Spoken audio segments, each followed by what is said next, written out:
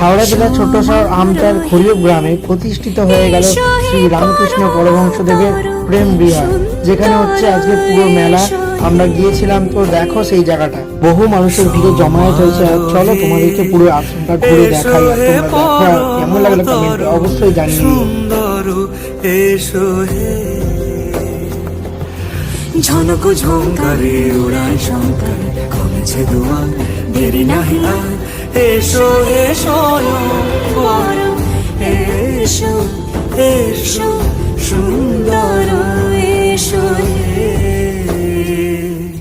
সমারোহে, এসো হে পরম